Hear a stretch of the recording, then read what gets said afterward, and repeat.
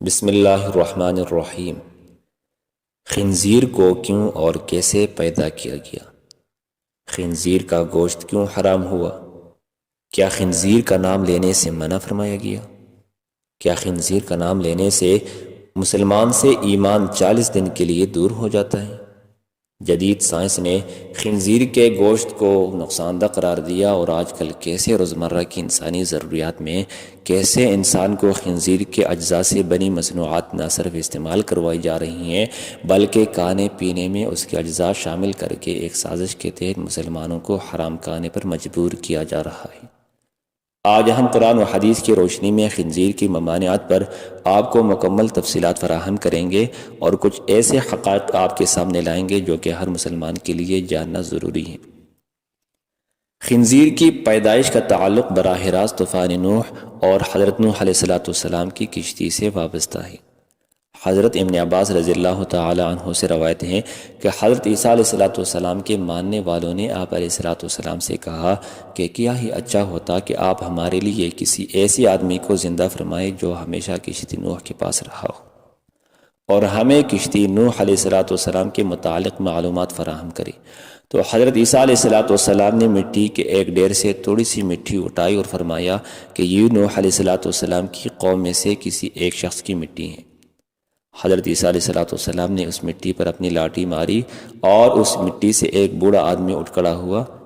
اس آدمی نے حضرت عیسیٰ علیہ السلام اور آپ کے ماننے والوں کو بتایا کہ حضرت نوح علیہ السلام کی کشتی 1200 گز لمبی تھی اور 600 گز چوڑی تھی، اور اس میں 3 منزلیں تھیں۔ پہلی منزل میں جنگلی جانور تھے، دوسری منزل پر انسان تھے اور تیسری منزل پر پرندے تھے۔ جانوروں کی وجہ سے کشتی میں گند پڑ گیا تو حضرت نوح علیہ السلام کے لیے باعث پریشانی تھا۔ اللہ تعالیٰ نے حضرت نوح علیہ السلام کی طرف وحی بھیجی کہ ہاتھی کے دم کو پکڑ کر کھینچو۔ جب حضرت نوح علیہ السلام نے ہاتھی کے دم کو پکڑ کر کھینچا تو اس میں سے ایک جانور پیدا ہوا جس کا نام خنزیر تھا۔ خنزیر نرم اور مادہ دونوں پیدا ہو گئے۔ وہ فوراً گند اور جانوروں کا فضلہ اور وہ سب گند جو جانوروں کی وجہ سے وہاں پھیلا ہوا تھا کھا گئی، اور وہ سب گند انہوں نے ختم کر دیا۔ خنزیر حرام اور نجس العین ہے۔ اس کے نجس العین ہونے کی اصل وجہ تو یہ ہے کہ اللہ اور اس کے رسول صلی اللہ علیہ وسلم نے اسے نجس اور حرام قرار دیا۔ قرآن کریم میں اس کا واضح حکم ہے، اس لیے ہم اللہ اور اس کے حکم کے پابند ہیں۔ دنیا بھر میں رہنے والا ہر مسلمان یہ بات جانتا ہے کہ خنزیر کا گوشت اسلام میں سختی سے حرام ہے، لیکن بہت کم لوگ اس بات سے واقف ہے کہ اسلام نے آخر کیوں خنزیر کا گوشت کھانے سے منع فرمایا۔ قرآن کریم کی سورۃ الانعام کی آیت نمبر 145 میں اللہ نے ارشاد فرمایا کہ آپ کہہ دیں کہ جو احکام بذریعہ وحی میرے پاس آئے ان میں تمہیں کوئی حرام نہیں پاتا کسی کھانے والے کے لیے جو اس کو کھائے، مگر یہ کہ وہ مردار ہو یا بہتا ہوا خون ہو یا خنزیر کا گوشت ہو، کیونکہ وہ بالکل ناپاک ہے، یا پھر شرک کے ذریعے کہ جو غیر اللہ کے نامزد کیا گیا ہو۔ پھر یہ کہ جو شخص مجبور ہو جائے بشرط یہ کہ نہ تو طالب العزت ہو نہ تجاوز کرنے والا ہو، تو واقعی آپ کا رب غفور الرحیم ہے۔ اس کے علاوہ سورۃ البقرہ کی آیت نمبر 173، سورۃ المائدہ کی آیت نمبر 3 اور سورۃ النحل کی آیت نمبر 115 میں بھی قطعی طور پر خنزیر کا گوشت کھانا حرام قرار دیا گیا۔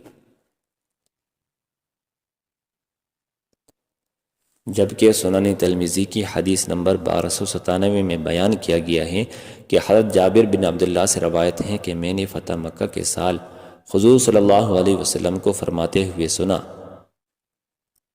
کہ اللہ اور اس کے رسول صلی اللہ علیہ وسلم نے شراب، مردار، خنزیر اور بتوں کی پوجا کو حرام قرار دیا۔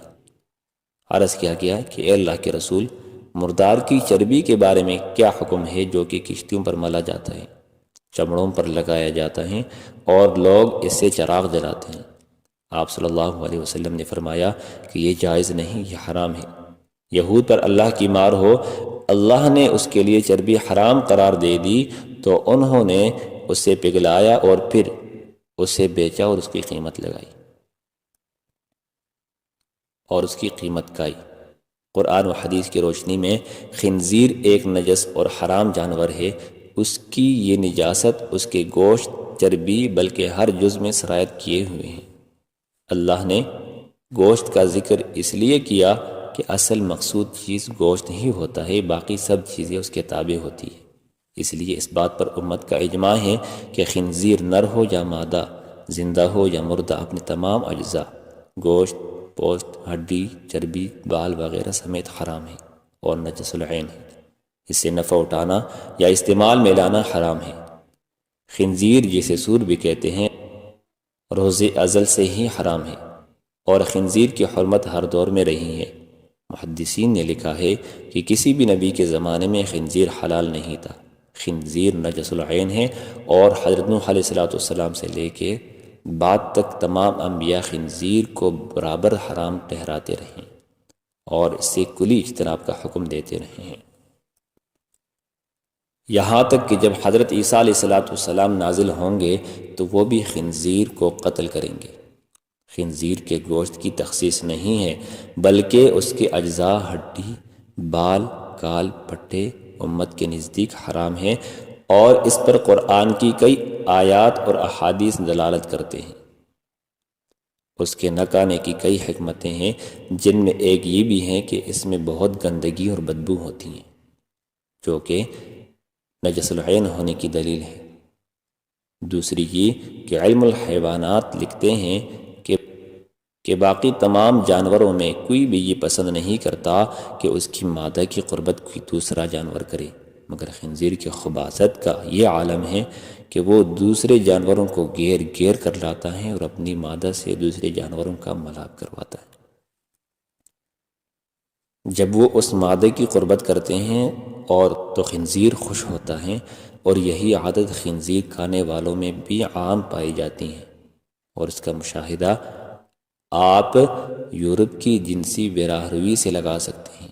جہاں تک کہ خنزیر کا نام لینے کی بات کی گئی ہے تو قرآن و حدیث میں اسے منع تو نہیں فرمایا گیا، مگر علماء و مشائخ کے نزدیک یہ ایک نجس جانور ہیں، اور اگر بلا ضرورت نام لینے سے گریز کیا جائے تو بہتر ہے، اور خنزیر کا نام لے بھی لیا جائے تو مسلمان دائرہ اسلام سے خارج نہیں ہوتا، اور 40 دن ایمان سے دور رہنے والی بات کی کوئی اصل نہیں۔